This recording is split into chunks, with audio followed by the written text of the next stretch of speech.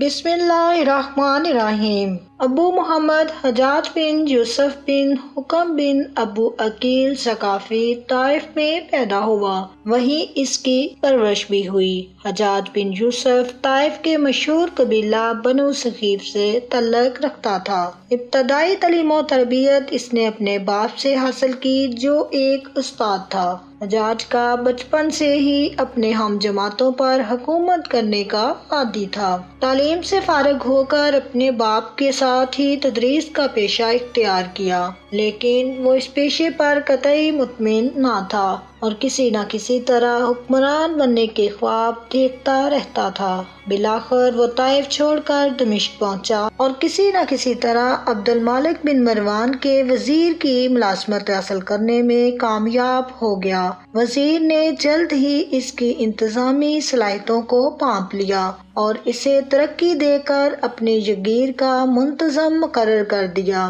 ایک چیز جس کی وزیر کو ہمیشہ شکایت رہتی اس کی سخت گیری تھی، لیکن اس سخت گیری کی وجہ سے وزیر کی جاگیر کا انتظام بہت بہتر ہو گیا تھا۔ اتفاق سے عبد الملک کو اپنی فوج سے سستی اور کاہلی کی شکایت پیدا ہو گئی اور اس نے ایک محتسب مقرر کرنے کا فیصلہ کیا۔ وزیر نے حجاج کا نام پیش کیا، لیکن یہ وضاحت کر دی کہ آدمی سخت گیر ہے، اس لیے وہ اس کے افعال کے لیے جواب دہ نہیں ہوگا۔ اس طرح حجاج عبد الملک کی فوج میں شامل ہو گیا۔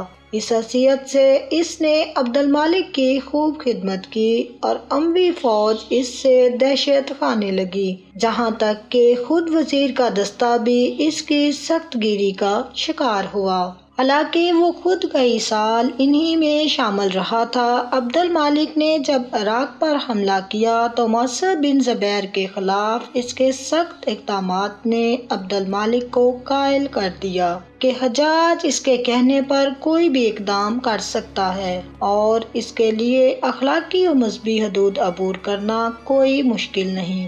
عبداللہ بن زبیر رضی اللہ تعالیٰ عنہ اس وقت مکہ میں پناہ گزین تھے اور عبد الملک کو ان کی حکومت ختم کرنے کے لیے کسی ایسے شخص کی تلاش تھی جو عبداللہ بن زبیر رضی اللہ تعالیٰ عنہ کا خاتمہ کر سکے۔ چنانچہ حجاج کو اس مہم کا انچارج بنا دیا گیا۔ اس نے مکہ کی ناکہ بندی کر کے غذائی بحران پیدا کر دیا اور سنگ باری کی۔ جو شامی خانہ کعبہ کی حرمت یا عبداللہ بن زبیر رضی اللہ تعالیٰ عنہ کی اخلاقی اپیلوں کی وجہ سے ہچکچاتے تو حجاج خود سنگ باری کرتا تھا۔ اس مہم میں اس نے انتہائی صفاقی کا مظاہرہ کر کے عبداللہ بن زبیر رضی اللہ تعالیٰ عنہ کو شہید کر ڈالا اور ان کی لاش کو کئی روز تک پھانسی پر لٹکائے رکھا۔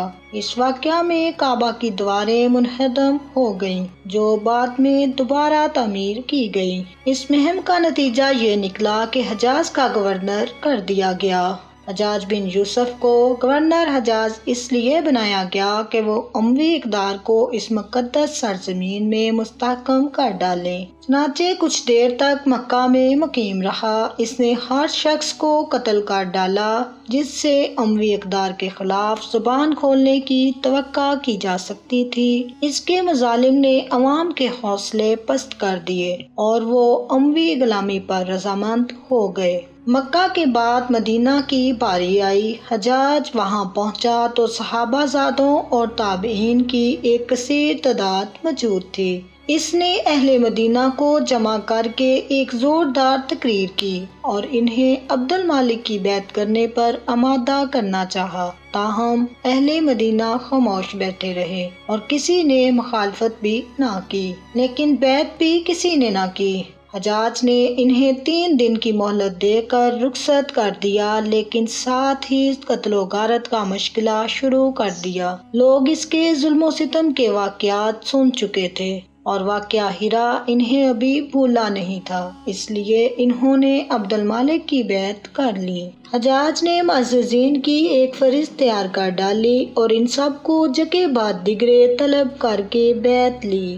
جس سے اموی حکومت پر تنقید کی اس کی گردن اڑا دی۔ 2 ماہ تک اس کی بربریت کے بھرپور مظاہرے ہوتے رہے۔ بالآخر اس مقدس بستی کے باشندوں سے قیامت ٹل گئی اور حجاج کا تبادلہ عراق کر دیا گیا۔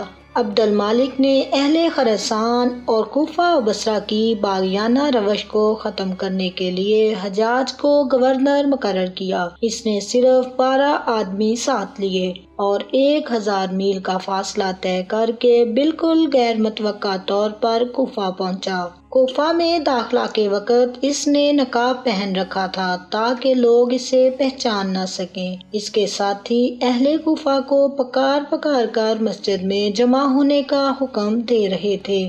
حجاج بن یوسف سقفہ مسجد پہنچا تو لوگ شرارت پر آمادہ تھے۔ کنکریاں ہمراہ لائے تھے تاکہ ان سے نئے گورنر کا استقبال کر سکیں۔ اس نے ممبر پر چڑھ کر نقاب الٹا اور تقریر اس طرح شروع کی کہ لوگوں سنو اور ہوش و حواس درست کر کے سنو۔ تمہاری شورش پسندی اور شرارتوں سے تنگ آ کر امیر المومنین نے اس بار اپنے ترکش کا سب سے سخت تیر تم پر چلایا ہے۔ تم منافق، مفسد اور باغی ہو۔ تم نت نئی شرارتیں کرتے ہو اور آنے والے حاکم سے بغاوت کرنے کی عادی ہو۔ سیدھے ہو جاؤ اور اطاعت کے لیے سر جھکا دو، ورنہ تمہیں ایسا ذلیل و خوار کروں گا کہ تمہاری آئندہ نسلیں تم پر لعنت بھیجا کریں گی۔ میں دیکھتا ہوں نظریں اٹھی ہوئی ہیں، گردنیں اونچی ہو رہی ہیں، سروں کی فصل پک چکی ہے اور کٹائی کا وقت آ گیا ہے۔ میری نظر وہ خون دیکھ رہی ہے جو پگڑیوں اور داڑھیوں کے درمیان بہہ رہا ہے۔ اس تقریر سے لوگ بری طرح مرعوب ہوئے۔ حجاج نے کوفہ کے لوگوں کو حکم دیا کہ جو لوگ مخلف بن ابی صفرا کی فوج سے بھاگ کر کوفہ آئے ہیں وہ فوراً واپس چلے جائیں، ورنہ انہیں قتل کر دیا جائے گا۔ اہل کوفہ اس حد تک فرمانبردار ہو گئے تھے کہ انہوں نے اس حکم کی فوراً تعمیل کی۔ حجاج کوفہ سے بصرہ پہنچا اور وہاں کے لوگوں کو مرعوب کرنے کے لیے ایک زبردست تقریر کی اور فوج کی تنخواہوں میں کمی کر ڈالی۔ عبداللہ بن جارودہ ایک سردار نے اس حکم کے خلاف اپیل کی تو اس نے اسے جھاڑ دیا۔ اس پر فوج میں بغاوت ہو گئی اور فوجیوں نے حجاج کے خیمہ کو گھیر لیا۔ حجاج نے رشوت دے کر بہت سے لوگوں کو ساتھ ملا لیا اور اس طرح بغاوت فروا ہو گئی اور اس کے قائد قتل کر ڈالے۔ اہل عراق اس بغاوت کی ناکامی سے بہت مرعوب ہوئے۔ حجاج نے حضرت انس بن مالک مشہور صحابی کی شان میں گستاخی کی اور ان کے لڑکے کو شہید کروا دیا۔ تاہم عبد المالک نے اس پر سخت گرفت کی اور حجاج کو حضرت انس رضی اللہ تعالیٰ عنہ سے معافی مانگنی پڑی۔ عراق پر کنٹرول کرنے کی وجہ سے عبد المالک نے حجاج کو پورے مشرقی مقبوضات کا گورنر بنا ڈالا۔ اس حیثیت سے انہوں نے خراج کے خلاف مؤثر کارروائی کی۔ حجاج کا ایک اور ظلم نو مسلمانوں پر جزیہ کا نفاذ ہے۔ چونکہ لوگ تیزی سے مشرف با اسلام ہو رہے تھے، حجاج کو یہ خطرہ لاحق ہوا کہ اس طرح لوگ مسلمان ہوتے رہے تو حکومت کی آمدن کم ہو جائے گی۔ چنانچہ اس نے نو مسلمانوں پر جزیہ لگا دیا۔ اس سے مفتوحہ قوموں میں شدید رد عمل پیدا ہوا۔ حجاج نے اپنے اور حکومت کے مخالفین پہ بے جا ظلم ڈھائے۔ اس کی محبوب سزا مخالف کو برہنہ کر کے بغیر چھت کے قید خانوں میں رکھنا تھا۔ اس معاملے میں وہ مرد اور عورت کی تمیز بھی نہیں رکھتا تھا۔ مزید اذیت کے لیے وہ ایک ہی خاندان کو ایک ہی جگہ پر برہنہ قید رکھتا۔ ایک وقت میں اس کے برہنہ قیدیوں کی تعداد 50,000 تک پہنچ گئی، جس میں اکثریت خواتین کی تھی۔ خواتین کی تعداد 30,000 خواتین تھی۔ ان قیدیوں میں اکثریت قاتلان عثمان، حجاج و بنی امیہ کے سیاسی مخالفین کی تھی۔ علماء کرام فرماتے ہیں اگر ظلم کی بات کی جائے تو آنکھوں کے سامنے حجاج بن یوسف کا نام زندہ ہو جاتا ہے۔ حضرت سعید بن جبیر جو کہ ایک تابعی بزرگ تھے، ایک دن ممبر پر بیٹھے ہوئے یہ الفاظ ادا کیے کہ حجاج ایک ظالم شخص ہے۔ ادھر جب حجاج کو پتہ چلا آپ میرے بارے میں ایسا گمان کرتے ہیں تو آپ کو دربار میں بلا لیا۔ اور پوچھا کیا تم نے میرے بارے میں ایسی باتیں بولی ہیں؟ تو آپ نے فرمایا ہاں بالکل، تو ایک ظالم شخص ہے۔ یہ سن کر حجاج کا رنگ غصے سے سرخ ہو گیا اور آپ کے قتل کے احکامات جاری کر دیے۔ جب آپ کو قتل کے لیے دربار سے باہر لے کر جانے لگے تو آپ مسکرا دیے۔ حجاج کو ناگوار گزرا۔ اس نے پوچھا کیوں مسکراتے ہو؟ تو آپ نے جواب دیا تیری بے وقوفی پر، جو اللہ تجھے ڈیل دے رہا ہے اس پر مسکراتا ہوں۔ حجاج نے پھر حکم دیا کہ اسے میرے سامنے ذبح کر دو۔ جب خنجر گلے پر رکھا گیا تو آپ نے اپنا رخ قبلہ کی طرف کیا اور یہ فرمایا اے اللہ میرا چہرہ تیری طرف ہے، تیری رضا پر راضی ہوں۔ یہ حجاج نہ موت کا مالک ہے نہ زندگی کا۔ جب حجاج نے یہ سنا تو بولا اس کا رخ قبلہ کی طرف سے پھیر دو۔ جب قبلہ سے رخ پھیرا تو آپ نے فرمایا یا اللہ رخ جدھر بھی ہو تو ہر جگہ موجود ہے، مشرق مغرب ہر طرف تیری حکمرانی ہے۔ میری دعا ہے کہ میرا قتل اس کا آخری ظلم ہو، میرے بعد اسے کسی پر مسلط نہ فرمانا۔ جب آپ کی زبان سے جو جملہ ادا ہوا اس کے ساتھ ہی آپ کو قتل کر دیا گیا اور اتنا خون نکلا کہ دربار تر ہو گیا۔ حجاج بہت ظالم تھا۔ اس نے اپنی زندگی میں ایک خونخوار درندے کا روپ دھار کر رکھا ہوا تھا۔ ایک طرف موسیٰ بن نصیر اور محمد بن قاسم کفار کی گردنیں اڑا رہے تھے اور دوسری طرف وہ خود اللہ کے بندوں، اولیاء اور علماء کے خون سے ہولی کھیل رہا تھا۔ حجاج نے 1,20,000 انسانوں کو قتل کیا ہے۔ اس کے جیل خانوں میں ایک ایک دن میں 80,000 ہزار قیدی ایک وقت میں ہوتے ہیں، جن میں سے 30,000 عورتیں تھیں۔ اس نے جو آخری قتل کیا وہ عظیم تابعی زاہد و پارسا انسان حضرت سعید بن جابر رضی اللہ تعالیٰ عنہ کا قتل تھا۔ انہیں قتل کرنے کے بعد حجاج پر وحشت سوار ہو گئی تھی، وہ نفسیاتی مریض بن چکا تھا۔ حجاج جب بھی سوتا حضرت سعید بن جابر رضی اللہ تعالیٰ عنہ اس کے خواب میں آ کر اس کا دامن پکڑ کر کہتے اے دشمن خدا تو نے مجھے کیوں قتل کیا؟ میں نے تیرا کیا بگاڑا تھا؟ جواب میں حجاج کہتا کہ مجھے اور سعید کو کیا ہو گیا ہے۔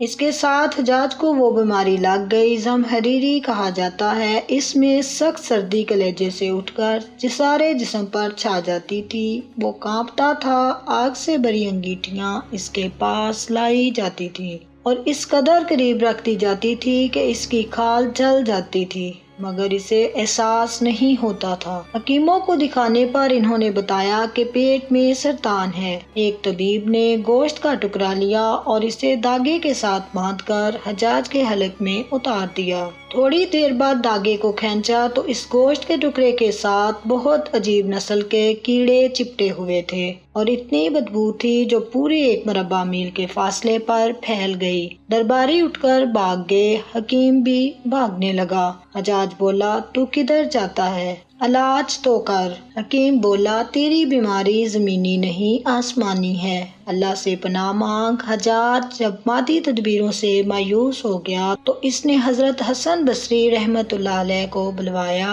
اور ان سے دعا کی درخواست کی۔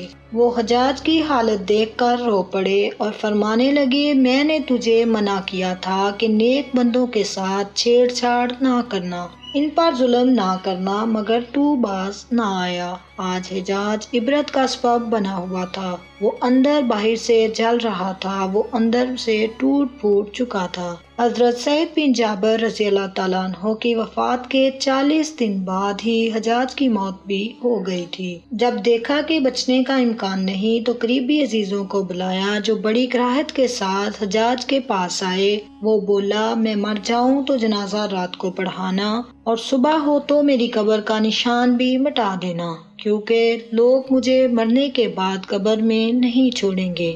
اگلے دن حجاج کا پیٹ پھٹ گیا اور اس کی موت واقع ہوئی۔